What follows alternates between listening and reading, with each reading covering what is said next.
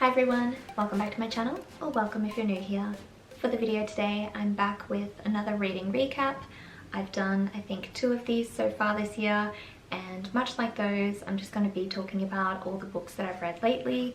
I have my Kindle with me here, and obviously that's how I read all these books, or I listened to a couple audiobooks as well, but because I don't have the physical books to show, I'll just put the book covers on screen. And with that, I'm going to get started. I have my list in front of me here with a couple points that I did want to mention so I don't forget, but that's just to try and prevent me rambling. I feel like I'm already off to a bad start there, so let's just jump into it. Alright, the first book out of this bunch that I'm going to be talking about that I read is The 7 Husbands of Evelyn Hugo by Taylor Jenkins Reid. This book is of course about Evelyn Hugo, a very famous but fictional actress. Of course she is.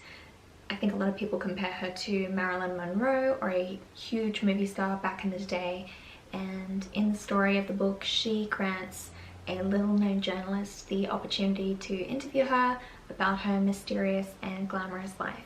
Now we're off to a good start here because I gave this book 5 stars. I've also previously read one book by Taylor Jenkins Reid, and that was Daisy Jones and the Six, which I also think I gave 5 stars, so I'm glad I liked this one as well, and I think I need to pick up another book, although I do believe those are her 2 most popular books. From what I've heard, I definitely want to try again to see if I still enjoy her other works. And while I won't discuss any spoilers here, I did want to mention before I read this, I had actually already heard who Evelyn Hugo's one true love was, and that didn't spoil the book. I had hoped that I would still get a lot out of it and enjoy it. Clearly I did, since I gave it 5 stars, but I think knowing who she was in love with most of all didn't take anything away from it. I was still able to enjoy the book. Overall, I think it was a great mix of sort of a sweet and heartbreaking story at times, and also had a good mix of mystery as everything came together. The next book I read was The Last One by Will Dean. This is about Kaz, who sets off on a cruise, like a luxury cruise, with her partner, and after the first night on board she wakes up and discovers that she's the only one there, or the last one left. Now I know that sounds like maybe a spoiler or something that potentially people wouldn't want to know going into it, but that happens so early on in the book and I'm pretty sure it's described on the back. It's just the inciting incident of the book, and I gave this book 4.5 stars. I really loved this book. I just heard so many good things about this book, even though I hadn't heard of the author yet myself at the time. But I had also heard that it just goes absolutely off the rails after the first event in the book, obviously her waking up alone on board. I think it was really fast-paced and just a fun read. I think maybe I read it in a day or possibly 2 days, but I didn't want it to end. It was so enjoyable and felt almost like an episode of The Twilight Zone or Black Mirror in book form. Apart from obviously anything that I've said or what is on the back of the book, I think it's best to go into this book knowing as little as possible. So if that sounds interesting to you, just based on what I've said or the description, I think definitely check it out. It was so fun, even though I didn't rate it 5 stars. I'm kind of wondering now if maybe I should have. I try not to go back and change. Overall, I loved it, and I think I definitely want to check out more books by this author. Next I picked up The Writing Retreat by Julia Barnes. This book is about a group of young women who get selected for a very prestigious writing retreat with a famous author, and they soon realize that it is a lot higher stakes than they had anticipated. Now, I gave this book 3 stars. I will admit this is one that I picked based on the cover and title. It definitely grabbed my attention, and I liked the premise. I think overall as well I did like the writing style that the author was writing in, and while with any thriller obviously you need to suspend your disbelief a bit, I still just felt a lot of it was far-fetched, and it was still entertaining, but it was kind of predictable. Now, I'm not sure if everyone would find that, that's just my opinion. I do read a lot of thrillers and I enjoyed it enough. Again, 3 stars isn't horrible. Overall though, it was still a fun and easy read. Next I read The Soulmate by Sally Hepworth, and this is about a couple who live in a house on a cliffside that is well known by people in the area, and possibly further away. It is a well-known cliffside to jump from to end their lives, and the husband that lives there actually stops everyone from jumping after he moves in. until one day he doesn't. Now, I gave this book 3.5 stars. I was excited to read it since I had heard good things in person from someone I work with. She read it and recommended it to me, and I was keen to check it out. I was also interested because it is set in Australia by an Australian author. I think it might be set in Victoria, which isn't where I live, but it was still interesting enough. Just certain terms and words that are unique to each country I did notice in this one, and I enjoyed that. While I can't think of any examples now, it was still nice to read about a book set in Australia. In terms of plot, I didn't expect the ending reveal, and I guess the overall arc of the book, it was enjoyable. And I do think I will pick out another book from Sally Hepworth in the future, just to see if I like that as well. Next I read The Last M Parish by Liv Constantine, and this is about a young woman who is down on her luck, named Amber, who schemes and sort of sneaks her way into the lives of a rich family by way of befriending the wife of the family. Now, I gave this book 4 stars, and I will start off by saying I've always heard this in conversation being brought up with The Housemaid, which I've already read. I can't remember if it was my previous video or before that, but I had read that one this year, and I believe this book came out first. I also think this book is the better of the two.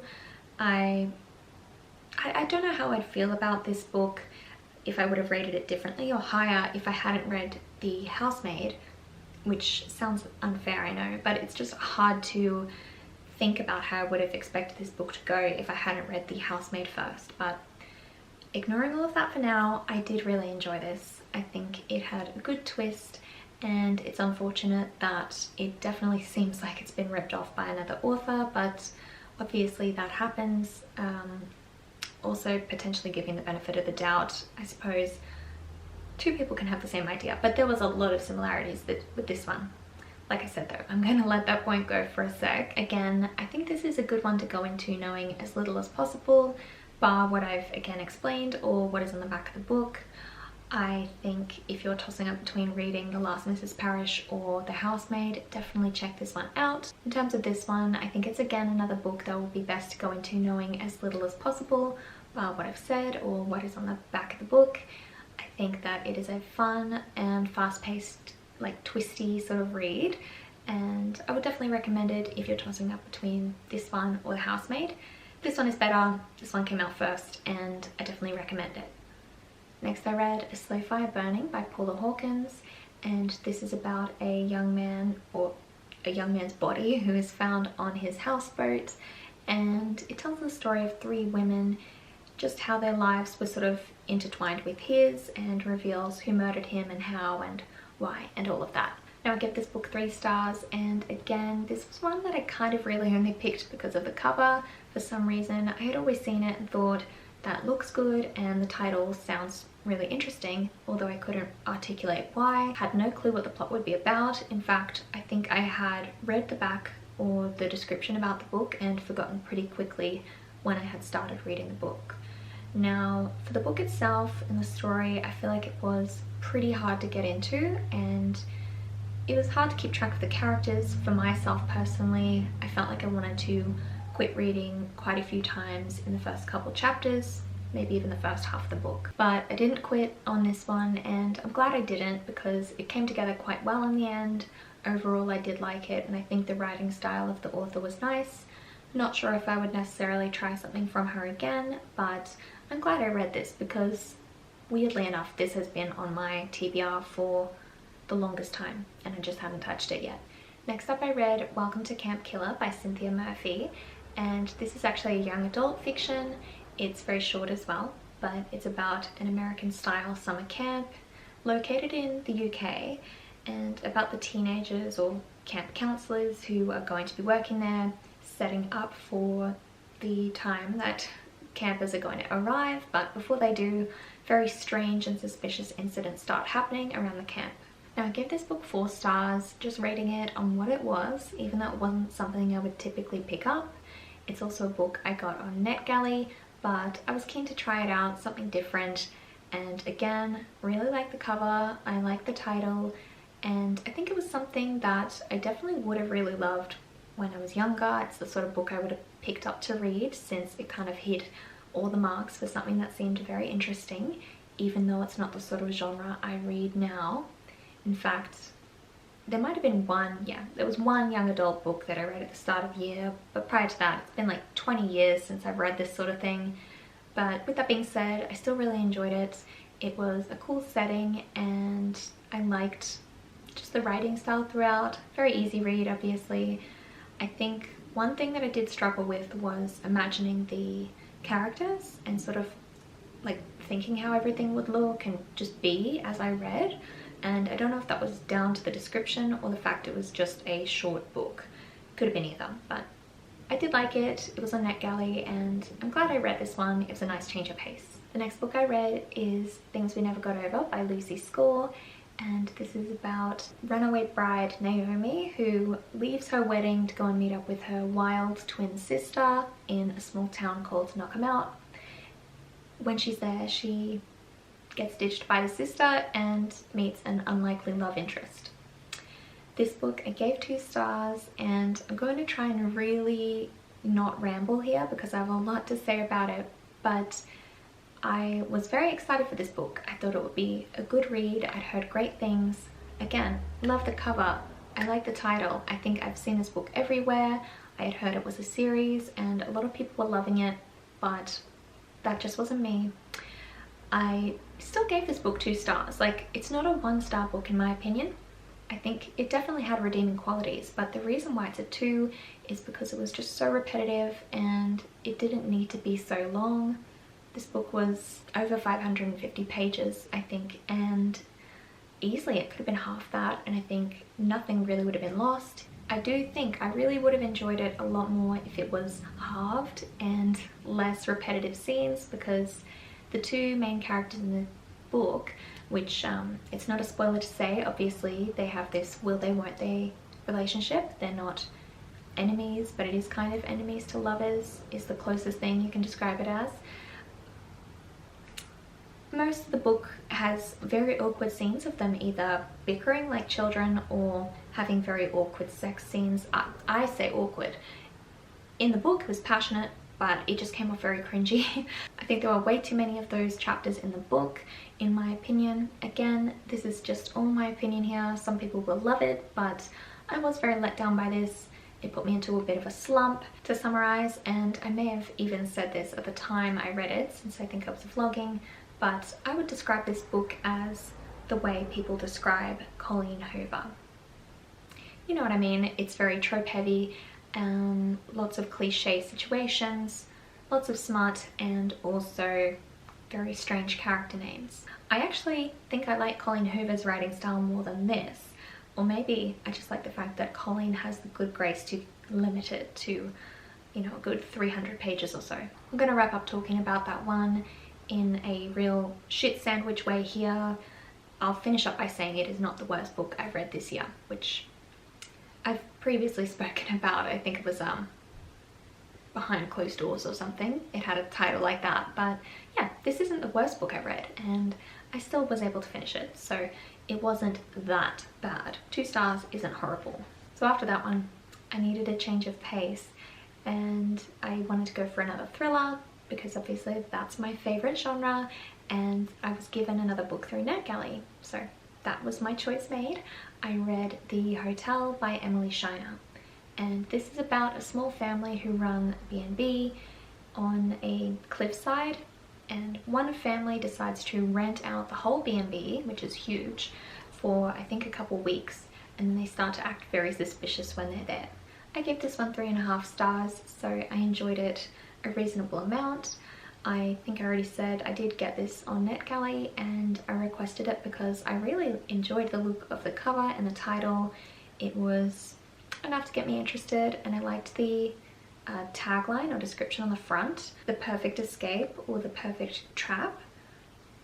I thought that sounded really interesting and I did enjoy it. It was a book that I was able to read quite quickly, again, get back into pace. This book I think had a great atmosphere with its setting, and I liked the writing style.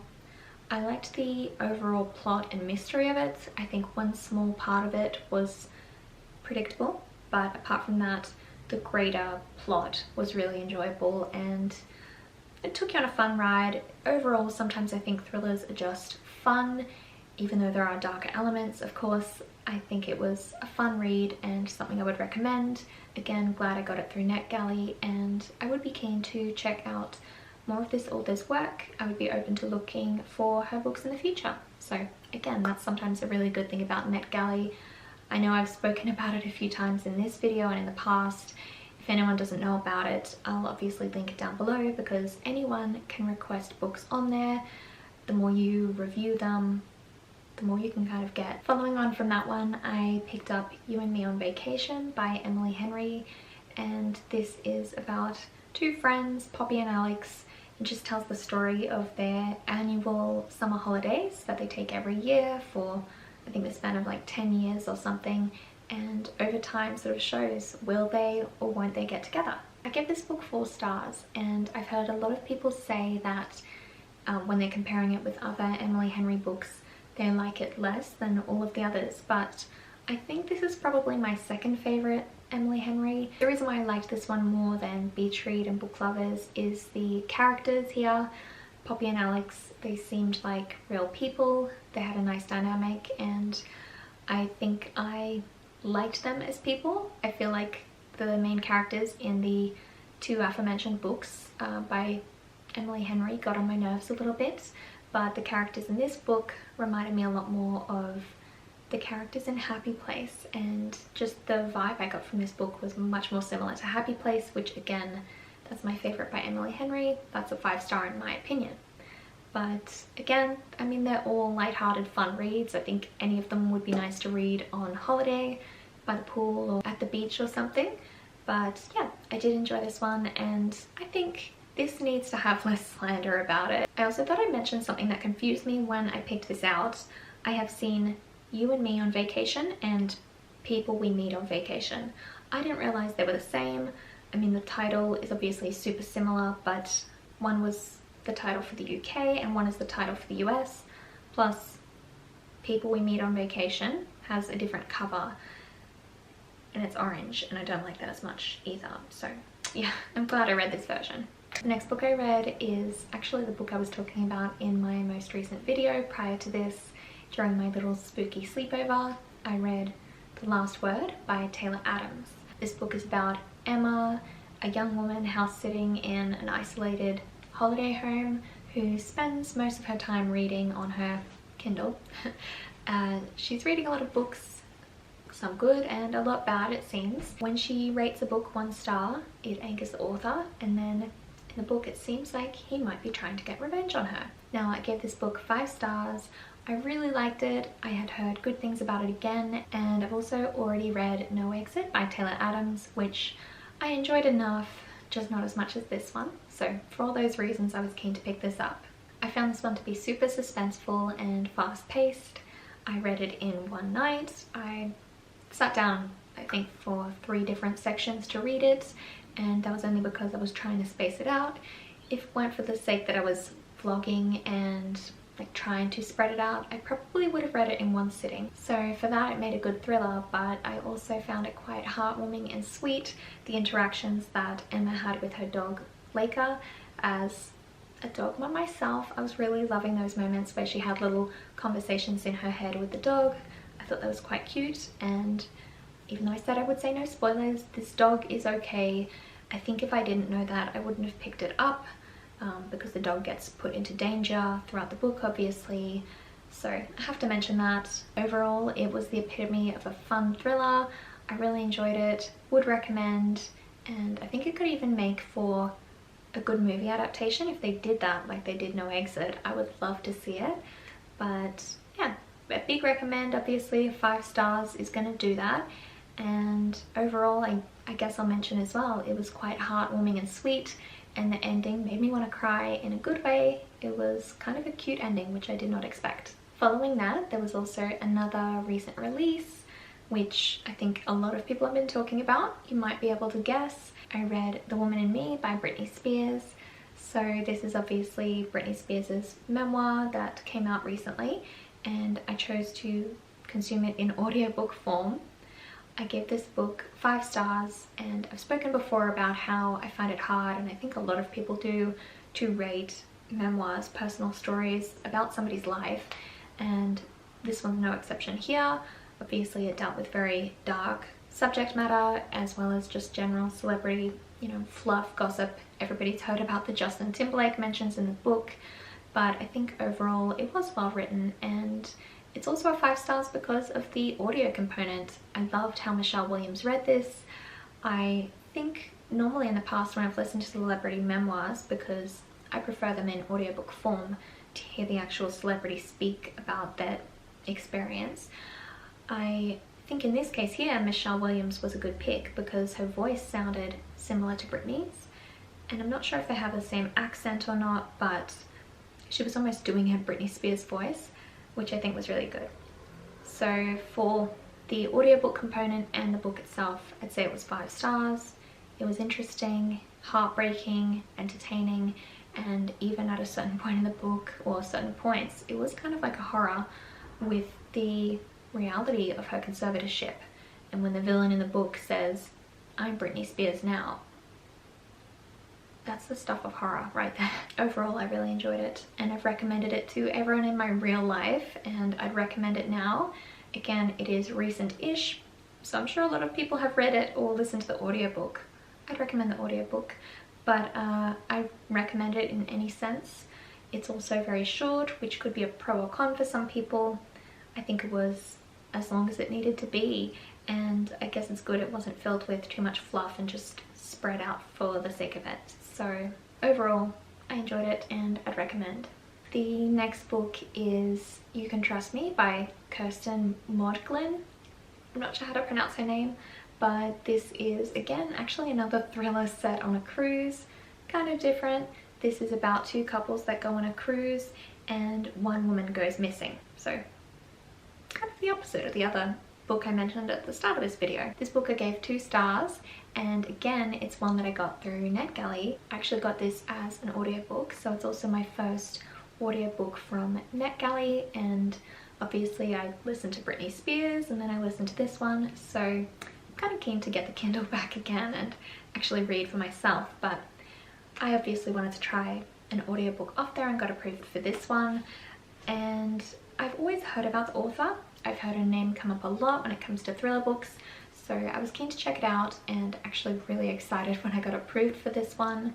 The plot sounded really interesting to me and I really enjoyed it. You might wonder why I gave it 2 stars. I enjoyed it at the start, it was going along, it was really good, and then it tanked in the end. I know some people would probably like the twist. I just personally didn't like the ending, and it also had a final, very last second twist that I thought was slightly predictable after the first twist. But to summarize and finish up in a positive way, it was quite short and still twisty. I'm still keen to check out something from this author again since I liked her writing style and I liked the way the start of the book was going. And then lastly, in terms of the actual audio component, I really liked the voice actors. Sometimes an audio narrator can make or break a book, and there's definitely been some audio books that I've listened to in the past where hearing the voices was like cutting my ears off, but I think these guys did a good job on this one. But that's the most recent book I've read or listened to in this case. I'm still doing well with my book a week. It slowed down a bit, as you could probably tell when I said I was slow on reading the things we never got over, but I picked it back up. Alright, I've just had to change my battery as I was finishing wrapping up. It just goes to show how long I've been talking, so I've really got to try and condense this down into a more manageable sort of size for a video that you're watching now. But I'm going to go and do that, so I'm going to leave you here. Before I go, I just wanted to thank you so much for watching. I really hope you enjoyed this one. Please give me a thumbs up if you did, and subscribe if you haven't already. Also, let me know in the comments down below any books that you've read that you would recommend, or possibly books to avoid as well. You know, that's kind of sometimes the takeaway here on the low star rating, but obviously we all like different things, and sometimes somebody's 1 star is another person's 5, or vice versa. Anyway, I've been rambling long enough, so I'm going to leave you here, and hopefully I'll see you next time. Bye.